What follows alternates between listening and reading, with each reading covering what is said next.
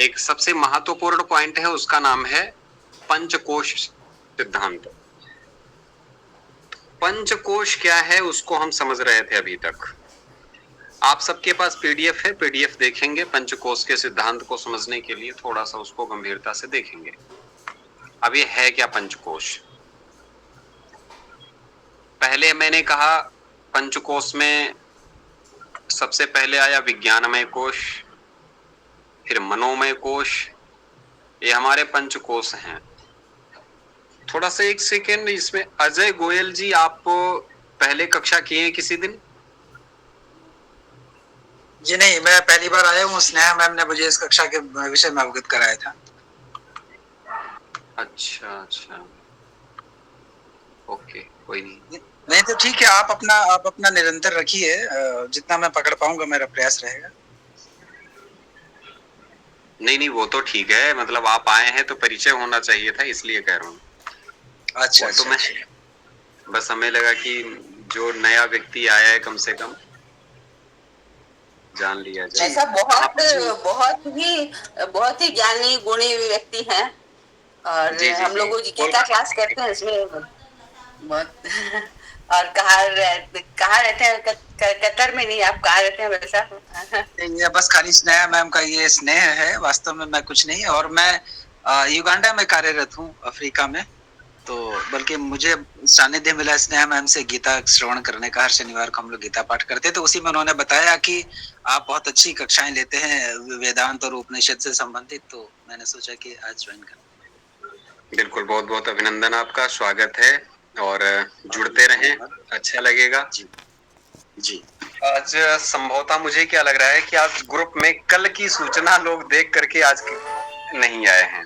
कल की सूचना पड़ी थी कि आज कक्षा नहीं चलेगी ऐसा करके, और मुझे लग रहा है वो सूचना आज भी लोगों ने देखा, और मैंने लिंक बहुत बाद में डाला।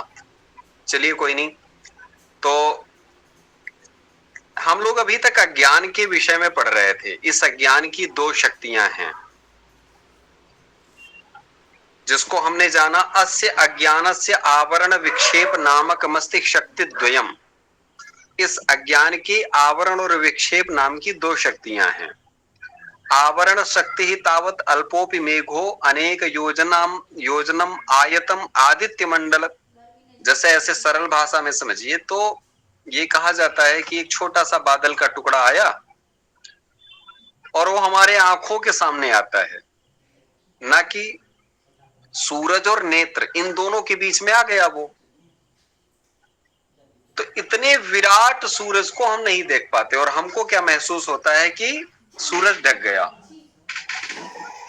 तो अब हम मान बैठते हैं कि सूरज ढका हुआ है। घनच्छन्न दृष्टिर घनच्छन्न मर्कम यथा मन्यते निष्प्रभम चाति मूढ़ः तथा बद्धवत भाति यो मूढ़ दृष्टेः स नित्योपलब्धि स्वरूपो हम आत्मा। घनच्छन्न दृष्टि ही, बादलों के आ जाने से सूरज नहीं ढका करता है, बादलों के आ जाने से नजरें ढक जाती हैं।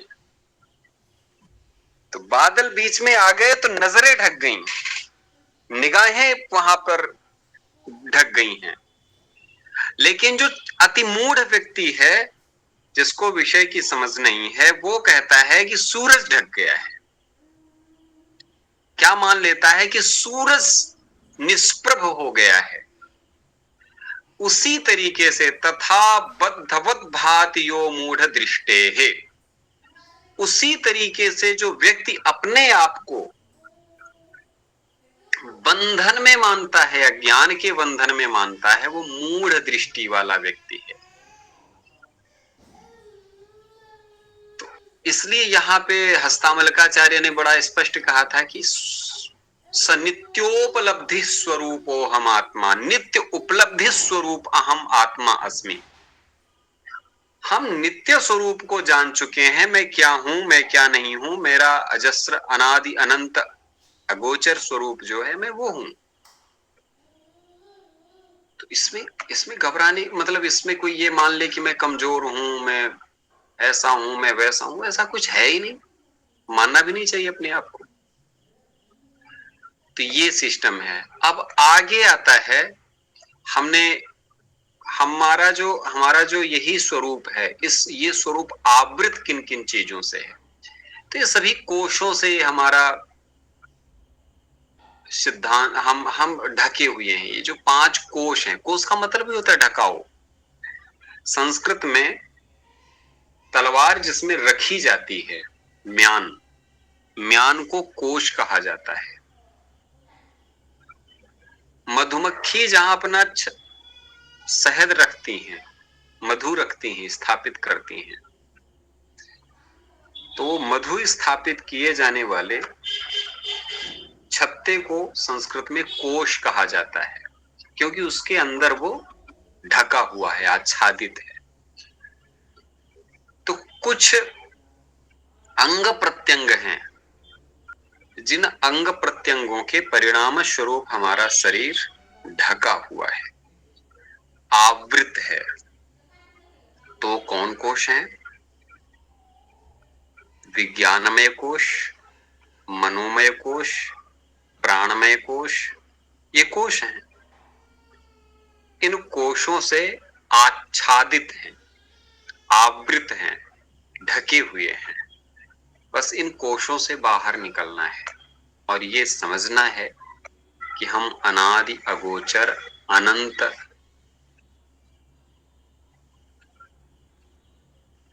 चैतन्य स्वरूप हैं। मुझ में तुझ में फर्क नहीं है, फर्क केवल समझ का है, दृष्टि का है, और उस फर्क को ही खत्म करना है। तो ये कोश हम समझ रहे थे। हम बंधन में आप बंधे हुए हैं, इन्हीं से बाहर निकलने का प्रयत्न करना है। अब होता क्या है, जीव, ईश्वर और जगत, ये सारी चीजें हम लोगों ने पहले पढ़ रखी हैं। अज्ञानता पढ़ रखी है, अज्ञान, अविद्या, समष्टि, ईश्वर, व्यष्टि, जीव, ये सारी चीजें पढ़ा हम लोगों ने। अब जीव को, जैसे हम लोगों ने पढ़ा था कि जीव जो है वो अज्ञान की व्यष्टि माने प्राज्ञ। तो जीव अज्ञान की व्यष्टि माने प्राज्ञ, कारण शरीर कहा जाता है जीव। अज्ञान का ये व्यष्टि माने अविद्या रूपी उपाधि से ढका होने से इसको प्राज्ञ कहा जाता है। प्राज्ञ माने प्रकृष्ट अज्ञ, जिसको कुछ भी नहीं पता। ये शरीर और इंद्रियों का अध्यक्ष है और कर्म फल का भोक्ता है ये जीव। लेकिन आत्मा का स्वरूप क्या है? ये आत्मा व्यापक है, विभु है। इसीलिए संस्कृत में इसको विभु शब्द कहा जाता है आत्मा के लिए। जीव की वृत्ति 2 प्रकार की है। जीव की वृत्तियां कितने प्रकार की हैं? 2 प्रकार की। एक है बहिर्मुखी, दूसरी है अंतर्मुखी। जब वो अंतर्मुखी होती हैं तो विषयों को प्रकाशित करती हैं हमारी वृत्तियां। जितने भी विषय हैं उनको प्रकाशित कर देती हैं। विषय मीन्स विषय 5 ज्ञानेंद्रियां हैं, तो 5 ज्ञानेंद्रियों के 5 विषय हैं अपने अपने। नेत्र का विषय क्या है? नेत्र का विषय अग्नि। हे माता जी, नेत्र का विषय क्या होगा? देखना देखना देखना, रूप है। रूप। कैसे ऐसे काम चलेगा? जिह्वा का विषय क्या है? रस, स्वाद, रस। तो ये विषय हैं, हर ज्ञानेंद्रिय के अपने अपने विषय हैं। तो ये जब हमारी वृत्तियां बहिर्मुखी होती हैं तो विषयों को प्रकाशित करती हैं। हम नेत्रों से रूप देख पाते हैं, त्वचा से स्पर्श की अनुभूति करते हैं, शीत और उष्ण का, सर्द और गर्म का अनुभव करते हैं। और जब यही इंद्रियां, जब ये वृत्तियां मुखी होती हैं, तब ये अहम माने कर्ता को प्रकाशित करती हैं। बहिर्मुखी है जब ये इंद्रियां, तो क्या प्रकाशित करती हैं? किसको लाइट में लाती हैं? विषयों को लाइट में लाती है। मैंने सारे जैसे बताया कि जितने भी इंद्रियां हैं उनके अपने अपने विषय हैं। नेत्र का विषय रूप है, जिह्वा का विषय रस है, त्वचा का विषय स्पर्श है, नासिका का विषय गंध है। गंध वो सुगंध भी हो सकती, दुर्गंध भी हो सकती, कोई भी हो, लेकिन गंध है कुल मिलाकर। स्पर्श चाहे वो शीत हो चाहे उष्ण हो, स्पर्श लेना देना है यहाँ पे। रूप कुरूप हो या सुरूप हो, रूप है वहां पे। रूप, रस, गंध, स्पर्श। कान का विषय, श्रोत्र का विषय, कर्ण का विषय शब्द है। शब्द भी आप कभी देखेंगे कि आप बैठे हैं, पंडित जसराज का भजन बज रहा है तो आप मगन हो जाते हैं। बांसुरी की धुन बज रही है तो आप मगन हो जाते हैं। आप उसको बिल्कुल एकाग्र भाव से सुनने की कोशिश करते हैं, लेकिन उसी पे जब कोई आवाज, कर्कश तीखी आवाज आने लगती है तो फिर आप उससे दूरी बनाते हैं, उसको बंद कर देते हैं। गाड़ियों के लाउड हार्न बज रहे हैं, आप कान फोड़ू हार्न, तो म्यूजिक नहीं है, संगीत नहीं है, उससे आप दूरी बनाते हैं। तो हर प्रकार के विषय हैं, वो विषय ही कहे जाएंगे। कोई विषय आपके लिए अनुकूल है, कोई विषय प्रतिकूल है, तो वो अनुकूलता प्रतिकूलता पर डिपेंड करता है। लेकिन आपकी ज्ञानेंद्रियां विषयों से ही कनेक्ट हैं, उनका काम ही विषयों का आस्वादन करना है। लेकिन ये कब होता है? जब हमारी इंद्रियां हमारी वृत्तियां, जीव की जो वृत्तियां हैं, वो जब वृत्तियां बहिर्मुखी होती हैं तो इंद्रियां एक्टिव होती हैं और अपने विषयों से कनेक्ट हो जाती, जुड़ जाती है। और जब वो बहिर्मुखी होती, जब अंतर्मुखी होती है तो अहम को प्रकाशित करती है। हम मान बैठते हैं कि मैंने किया, मैं करता हूं, मैं न होता तो ये न होता। ये जो भाव है ये अहम भाव है। और यही वृत्तियां जब बुद्धि के संपर्क में आती है, आत्मा में फिर चंचलता उत्पन्न होती है।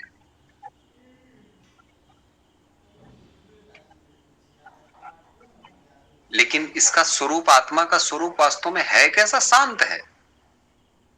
बुद्धि के संपर्क से वृत्तियों में चांचल्य का प्रवाह होता है। इसीलिए जब हम लोग उसको देखते हैं पातंजल योग दर्शन को, तो पातंजल योग दर्शन में स्पष्टतः पूरा का पूरा दर्शन ही एक चीज पे डिपेंड है। आप कभी उसको पढ़ते होंगे तो वहां पर एक चीज बड़ी स्पष्ट कही गई। क्या कही गई है? पहला सूत्र क्या है? अथ योगानुशासनम। यशवंत, दूसरा सूत्र क्या है पतंजलि योग दर्शन का? कौन बताएगा? योगश्चित्त वृत्ति निरोध है। हाँ, योगश्चित्त वृत्ति निरोध। योग कहा तो कहते हैं चित्त वृत्ति निरोध। पूरा काम ही है वृत्तियों पे काम करना है, चित्त की वृत्तियों पे ही काम है।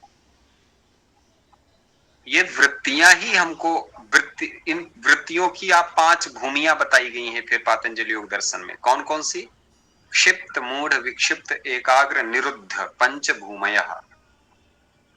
क्षिप्त, मूढ़, विक्षिप्त, एकाग्र और निरुद्ध, ये 5 भूमि बताई गई। फिर इसके बाद अलग अलग पूरा का पूरा पातंजलि योग दर्शन में काम ही चित्त वृत्तियों पे है। फिर इस तरीके से ईश्वर और जीव दोनों जो है अज्ञानोपहित चैतन्य है। आपसे कहा जाए ईश्वर और जीव क्या, तो ईश्वर और जीव अज्ञान से उपहित, ढके हुए, आच्छादित चैतन्य है। ब्रह्म ही अज्ञानोपहित स्थिति में ईश्वर और जीव है। लेकिन ये क्या है और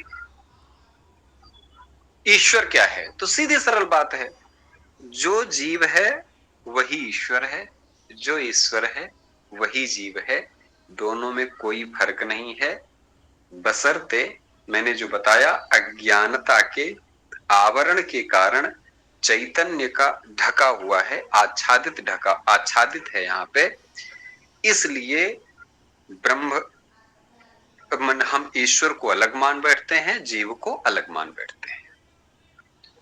ये किससे ढके हैं?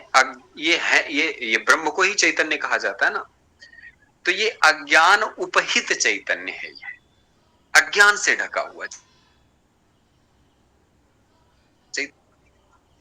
शुद्ध रूप में ये ब्रह्म है। इसलिए यदि कहा जाए कि अविद्या, ईश्वर, जीव और ब्रह्म, जो अभी हमने एक बार जब पढ़ा रहे थे तो इसमें एक पंक्ति आई थी कि चतुर्थम मन्यन्ते, इसको ब्रह्म को चौथा माना जाता है। कैसे? पहले आता है अविद्या, फिर ईश्वर, फिर जीव, लास्ट में आता है ब्रह्म, उसको चतुर्थ कहते हैं। वही तुरीय है और उसी को जानना है, उसी को समझना है। इसमें ईश्वर और जीव दोनों करता हैं, एक्टिविटी करते हैं, गतिविधि संपादित करते हैं। ईश्वर स्वयं निमित्त कारण और उपादान कारण है, जैसा मैंने कुम्हार का उदाहरण दिया था। जीव भी स्वयं निमित्त कारण और उपादान कारण है, दोनों। ईश्वर भी निमित्त कारण है, उपादान कारण है, जीव भी निमित्त कारण है, उपादान कारण है। जैसे कैसे? जैसे लूता, मकड़ी। लूता चेतन प्रधान होकर के, उसमें चैतन्यता है, एक्टिविटी है, तभी तो वो कुछ कर पा रही है। मकड़ी क्या करती है? जाला बनाती है। शरीर की प्रधानता में तंतु कार्य की सामग्री प्रस्तुत करती है वो, उसके शरीर से ही तो धागा निकलता है। इसी तरीके से ईश्वर से ही दुनिया व्याप्त होती है। एक तरीके से कह लिया जाए, ईश्वर ही व्याप्त होता है। ईश्वर और जीव नाम का भेद जागृत, स्वप्न और सुषुप्ति अवस्थाओं में, हमने 3 अवस्थाएं बताई थी। आज थोड़ा सा मैं वो कर रहा हूं, उसको पूर्व का स्मरण कर लीजिए थोड़ा सा, तो आगे विषय और समझने में आसानी होगी। 3 अवस्थाएं बताई गई हैं। कौन सी? पहली अवस्था है जागृत, दूसरी अवस्था है स्वप्न, तीसरी अवस्था है सुषुप्ति। जागृत क्या है? जगे हुए हैं, एक्टिविटी, गतिविधि कर रहे हैं, काम कर रहे हैं, ये जागृत अवस्था है। स्वप्न, सोए हुए हैं लेकिन उसमें विचारणा है, कुछ सोच रहे हैं, सपने आ रहे हैं। मैंने दिन भर जो एक्टिव गतिविधि किया वो अभी भी हमारे किसी न किसी वृत्ति में जागृत है। इसीलिए हम अलग अलग चीजें सोचते हैं, कहते हैं। सपने में कई बार लोग चिल्ला पड़ते हैं तो उनको चुप कराया जाता है। जैसे 26 जनवरी का टाइम आता है या 15 अगस्त का टाइम आता है, तो स्कूल के बच्चे जो होते हैं उनको स्कूल में रोज तैयारी कराई जाती है कि ये करना है, ये करना है। हमारा भाई छोटा था तो मतलब उसको जिम्मेदारी दी गई थी, एक गीत था महात्मा गांधी के ऊपर, वो गाना था और ड्रेस पहन के जाना था, बिल्कुल पगड़ी अगड़ी लगा के सब। तो रात में वो सोया और सोए सोए एक दिन माता जी के पास में ही लेटा था, तो मम्मी के पास लेट करके बोल रहा है सपने में, बिल्कुल, बापू हमारे आंखों के तारे। तो माता जी उठी, अरे उठ उठ उठ भाई उठ। क्या हुआ? तब सो के उठ के बैठा, हाँ क्या हुआ? तो ऐसा कई बार लगता है कि हमारी जो वृत्ति है वो उस समय कुछ न कुछ कर रही होती है। इसलिए स्वप्नावस्था में भी कुछ न कुछ गतिविधि संपादित होती पाई जाती है। लेकिन एक अवस्था है सुषुप्ति की, जहां पर कुछ भी नहीं होता है, शून्य अवस्था होती है वहां पे। ये तीन अवस्थाएं हैं, जागृत, स्वप्न और सुषुप्ति अवस्थाओं। अन्नमय, मनोमय, प्राणमय, विज्ञानमय, आनंदमय कोश। इन कोशों में जो उपलब्ध आत्म चैतन्य है, स्थूल, सूक्ष्म और कारण शरीर, ये तीन प्रकार के शरीर बताए गए हैं। स्थूल, सूक्ष्म, कारण शरीरों की व्यष्टि अभिमानी जीव की स्टेप बाय स्टेप क्रमशः विश्व, तेजस और प्राज्ञ, ये तीन संज्ञाएं इनको दी जाती है। हम इस पॉइंट को पंक्तिशः पढ़ाएंगे। हम अभी क्या कर रहे हैं, जो विषय पढ़ने चल रहे हैं उसके पहले थोड़ा सा उसको हम समझा दे रहे हैं कि क्या हम आगे पढ़ने जाने वाले हैं। तो ये यहां पर प्रकरण है। अब आते हैं हम अपनी पंक्तियों पे, जो पंक्ति हम पढ़ रहे थे। पॉइंट है कि वायवः प्राणापान व्यान उदान समानाः। आप लोग पीडीएफ वो खोल लीजिए, उसको देखिए। 5 प्रकार की वायु बताई गई थी, प्राण, अपान, व्यान, उदान और समान। शिव गणेश, समान वायु का काम क्या है?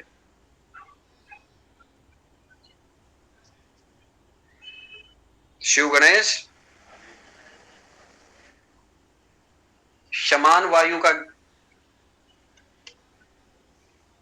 काम क्या है?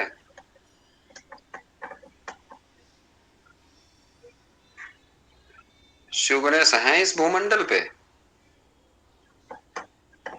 हाँ, कितने पेज पर है आप जो बता रहे हैं? पेज कल संख्या परसों किस पेज तक आपने पढ़ा था?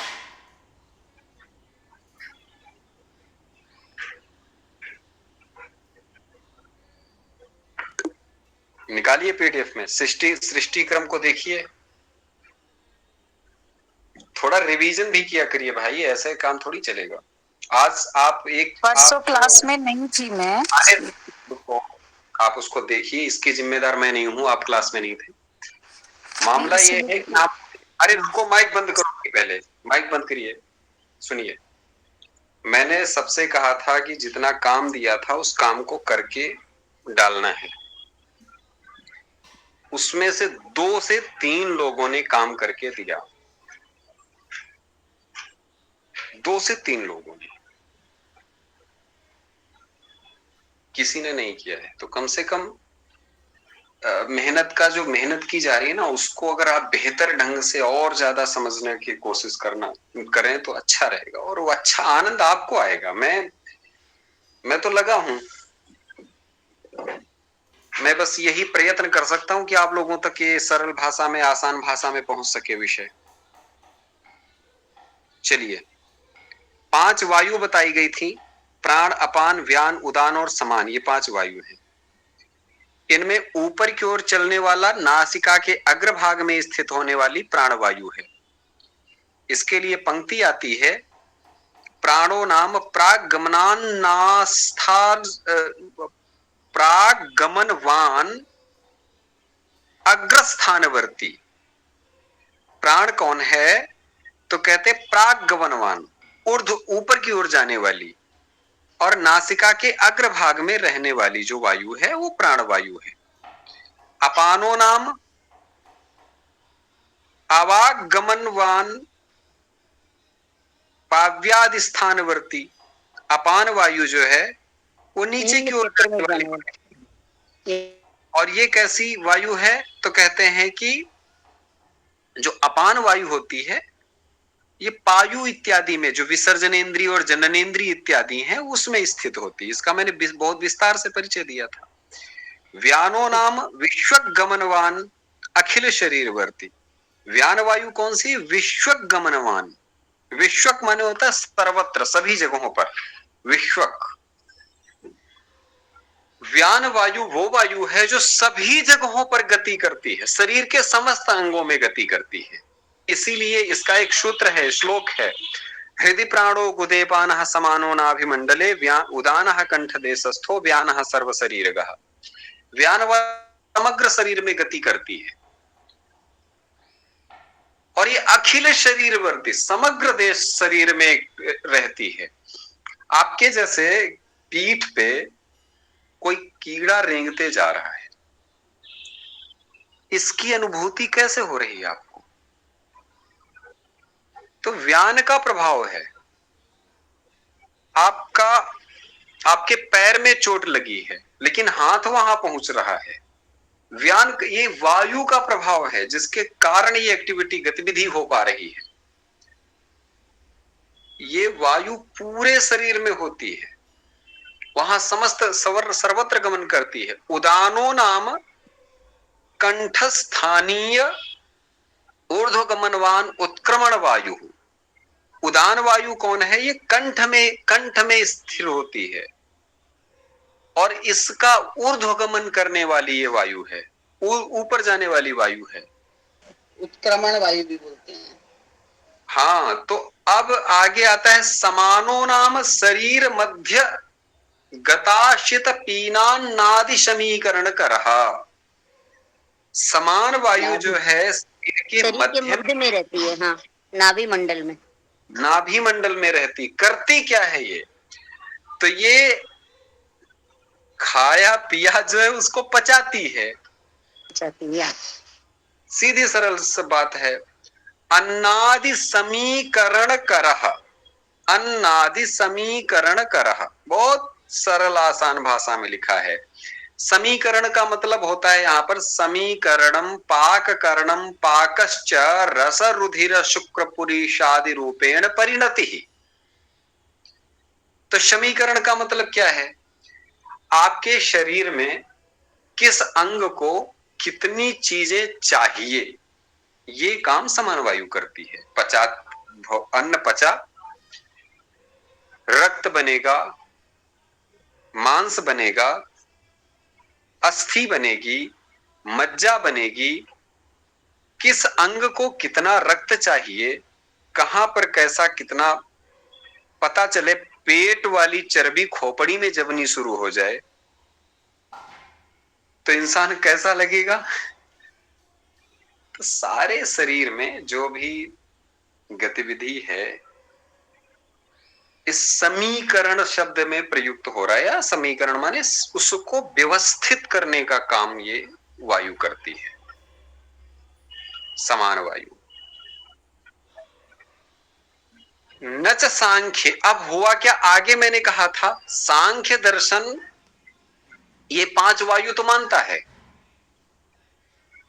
व्यान उदान समान अपान प्राण इत्यादि को, लेकिन 5 और वायु उसने जोड़ रखी है। तो कई बार ऐसा होता है कि पढ़ रहे हैं बीच में सवाल उठा, गुरुजी एक बात बताओ, अच्छा भाई आप तो यहां 5 वायु पढ़ा दिए, लेकिन सांख्य में कहा गया है कि 5 वायु ये तो होती हैं और भी 5 वायु होती हैं। तो कहे कौन सी और 5 वायु होती हैं? तो उनके नाम बता। देवदत्त, कृकल, धनंजय। बहुत सुंदर, वाह। तो बताया था। हाँ, केचित तु नाग कूर्म कृकल देवदत्त धनंजयाख्या पंचान्ये वायवः सन्तीति वदन्ति। कहते भैया कुछ लोग तो कहते हैं नाग, कूर्म, कृकल, देवदत्त और धनंजय ये 5 वायु और होती हैं। तो गुरुजी कहे अच्छा बेटा ये बताओ ये 5 वायु करती क्या है वहां पे? कहे गुरुजी ये 5 वायु में तत्र नागः उद्गिरण करः, नाग वायु जो है वो उद्गिरण करहा। उद्गिरण करहा का मतलब क्या होता है? उदान वायु में हो जाती है अंतर्भाव। हाँ, अंतर्भाव तो उगलने वाली। उद्गिरण कर का मतलब क्या? उद्गिरण का मतलब क्या है? मतलब उन्मीलन, उन्मीलन, गीलना, गीलना। अरे भैया उगिलना, सीधे सीधे बोलो ना। हाँ मतलब ठीक है। गीलना उगीलना एक ही बात है। हाँ अब ऐसा भी ना बोलो गीलना, तो गीलना हमारे यहाँ कई बार समझ लेते हैं पानी से भिगा देना, वो गीलना हो गया। उगलवाने वाली बोले। हाँ, उल्टी फल्टी सब ये सब उसी में आ जाती हैं। तो कहे ऐसा है, ये उद्गिरण कर वायु है। फिर दूसर की वायु कौन है? तो ये उद्गिरणस्य ऊर्ध्वमुखस्य वायु हो, ऊर्ध्वमुख की वायु है। कोई भी गतिविधि होगी ऊर्ध्वमुख से होगी। तो इसका किसमें हम अंतर्भाव कर देंगे? ये काम हमने अभी किसमें पढ़ा था? ये वाला काम कौन करती है हमारे यहां 5 वायुओं में? कंठ देश में रहने वाली वायु कौन सी है? उदान उदान उदान वायु है। तो कहे भाई उसमें अंतर्भाव करो इसको, काहे अलग रख रहे हो इसको? अच्छा चलो ठीक है, हम कर देंगे उसमें अंतर्भाव, कोई दिक्कत नहीं। फिर कहे उन्मीलन करह कूर्मः। कूर्म वायु है उन्मीलन कर। उन्मीलन का मतलब आंखें बंद हो रही, खुल रही। बंद में खुलना। ये शरीर भी कई बार सिकुड़ जाता है, खुल जाता है। भाई साहब बैठे हैं, पता चला रात में सोए हैं और एसी फुल चला दिए, कंबल ओढ़ करके गर्मी से आए बहुत परेशान, फेंके कपड़े निकाले और फटाक से घुसे रूम में, एसी चला दिए। थोड़ी देर में क्या हुआ, सिकुड़ने लगे। अब सपोज दैट बिस्तर पे कंबल ना हो, फिर क्या करेंगे महाराज? सिकुड़ जाएंगे? नहीं सिकुड़ जाएंगे। तो कोई आ करके बाद में डालता, अरे भाई ज्यादा कम कर देंगे। हाँ, एसी कम कर देंगे और बढ़ा देंगे मतलब टेम्परेचर। अरे भाई तुम बिस्तर पे लेटे हो, उस समय सिकुड़ जाओगे, तब कोई आया कंबल डाल दिया, जैसे ही कंबल पड़ा तो फिर सिकुड़ने से क्या होने लगते हैं? खुलने लगते हैं थोड़ा। ओ भाई टांगे खोले, थोड़ी गर्मी आई ना शरीर में, या आंखें खुल रहे हैं बंद हो रहे हैं, हाथ खुल रहे हैं बंद हो रहे हैं। ये उन्मीलन कर का मतलब ये खुलना बंद होना, सारी चीजें आती हैं पूरे शरीर में, एक्टिविटी ये जो होती है। ये व्यान वायु में अंतर्भाव हो गया। हाँ, व्यान वायु में हम अंतर्भाव कर लिए, काम खत्म। अब ये आती है क्रिकल वायु। भूख लगने का काम है क्षुधा करह क्रिकरह।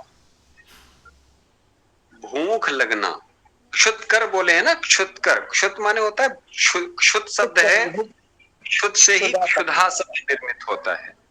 क्षुत्कर का मतलब भूख उत्पादित, बुभुक्षा उत्पादित करने वाली वायु। तो भाई ये इसका अंतर्भाव करना पड़ेगा। कहे भाई ये भी किसी एक वायु में जो हमने पंचवायु पढ़ी उसी में अंतर्भाव हो जाएगा। समान वायु, समान वायु, समानेर अंतर्भाव। अब आ गई देवदत्त जृंभण करह। देवदत्त वायु आ गई, तो देवदत्त वायु माने जृंभण करह है। निद्रालयस्य आदिजन्यस्य जृंभणस्य परंपरया जनकत्वमपाने इति तस्य अपानेर अंतर्भावः। अपान वायु में अंतर्भाव। अपान वायु में इसका अंतर्भाव कर देते हैं। पोषण करह धनंजयः। हमने जो अन्न खाया पिया उसका पोषण करता है, पोषण करता है। अन्नादि नाम समीकरणात् ततश्च रसादि रूपेण परिणति करणाच्च समान एव पोषण करोतः धनंजयस्य समानेर अंतर्भावः। अब अन्न इत्यादि जितना जो कुछ भी खाए तो उसका रस, रक्त, मज्जा जो भी बनना होता है उस रस से, वो सारी गतिविधि हमारे यहाँ कौन वायु करती है? समान वायु करती है। तो उसका धनंजय वायु का हमने किसमें अंतर्भाव कर दिया? समान वायु में वायु। एते प्राणादय आकाशादि गत रजोन से भ्यो मिलितेभ्यः उत्पद्यन्ते। तो भैया ये प्रकट कहां से हो जाती हैं 5 वायु? कहे कि देखो ये 5 वायु जो हैं आकाश, ये पृथ्वी, जल, तेज, वायु और आकाश, ये जो 5 तन्मात्राएं हमने पढ़ी थी, इन्हीं तन्मात्राओं के रजो अंश से उत्पन्न होती है ये 5 वायु। किससे उत्पन्न होती हैं? रजो अंश से। सारे 3 हर ये जो जितने भी हमने बताया ना, क्या बोलते हैं, ये 3 गुण होते हैं, सतोगुण, रजोगुण और तमोगुण। ये 3 गुण पांचों के पांचों जो तन्मात्राएं हैं उनमें समाहित होते हैं। 5 तन्मात्राएं कौन कौन सी हैं? तो पृथ्वी, जल, तेज, वायु और आकाश। तो पृथ्वी, जल, तेज, वायु, आकाश के सतोगुण से, सतोगुण अंश के प्रधान अंश से, माने सतोगुण प्रधान अंश से ज्ञानेंद्रियां उत्पन्न हुई। रजोगुण के प्रधान अंश से यहां पर 5 वायु उत्पन्न हो रही है। ठीक है? कर्मेंद्रिया भी, कर्मेंद्रिया भी भी उत्पन्न हुई हैं। चलिए अब आगे हम बढ़ रहे हैं। ये बिल्कुल क्लियर है ना आप लोगों का? आगे बढ़ा जाए हैं? जी आचार्य जी। अच्छा, टाइम भी हो गया। अब हम 5 कोष पढ़ रहे थे, 5 कोष जो पढ़े जा रहे थे, तो चलो इसमें अंतर्भाव हो गया। अब ये प्राण आदि जो 5 वायु हैं, इनकी उत्पत्ति आकाश, वायु, तेज, जल, पृथ्वी के मिलित रजोगुणांश से हुई। प्राणमय कोश अब आता है। कौन सा कोष आएगा? प्राणमय कोश। तो क्योंकि पंक्ति है ना, यहाँ पे पंक्ति में ही स्पष्ट किया जा रहा है।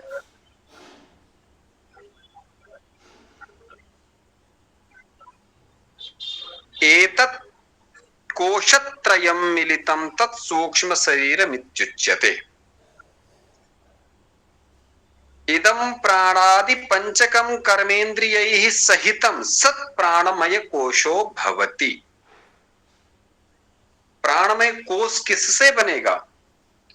तो कहे भैया, इस प्रकार कर्मेंद्रियों के सहित प्राण आदि 5 वायु मिल करके प्राणमय कोश उत्पन्न होते हैं। तो अगर प्राणमय कोश कहा जाए तो कर्मेंद्रियां प्लस 5 वायु बराबर प्राणमय कोश। चलो 5 वायुओं के नाम बताओ एक बार, वो 5 कर्मेंद्रियों के नाम बताओ कोई लोग, एक लोग। वाक, पाद, पाणी, पायु, उपस्थ। वाक, पाणी, पाद, पायु और उपस्थ, ऐसे बोलना है। वाक, पाणी, पाद, पायु और उपस्थ, ये 5 कर्मेंद्रियां हो गई। 5 वायु, समान, व्यान, उदान, प्राण इत्यादि जो 5 वायु हैं। 5 वायु प्लस 5 कर्मेंद्रियां बराबर क्या हो जाएगा? प्राणमय कोश। ये कैसा कोश है? तो कहे ये क्रियात्मक कोश है, गति का कोश है, क्रिएटिविटी का कोश है। इसलिए रजोगुण का कार्य ये माना जाता है। क्यों? हम लोगों ने पढ़ा था कि रजोगुण कैसा होता है? क्रियात्मक होता है। तो ये कोश भी क्रियात्मक है। तो ये कोश में किस गुण की प्रधानता है? तो रजोगुण की प्रधानता है। ठीक है? तो इस विज्ञानमय, मनोमय, प्राणमय कोशों से विज्ञानमय कोश ज्ञान शक्ति से युक्त है, इसलिए वो करता है, करने वाला है, ऐसा माना जाता है। चलिए आगे के बिंदुओं को हम कल जानेंगे। आज इतना ही रखते हैं। कृष्णाय वासुदेवाय हरये परमात्मने प्रणतः क्लेशनाशाय गोविंदाय नमो नमः। और कोई सवाल आप लोगों का हो तो बताइए।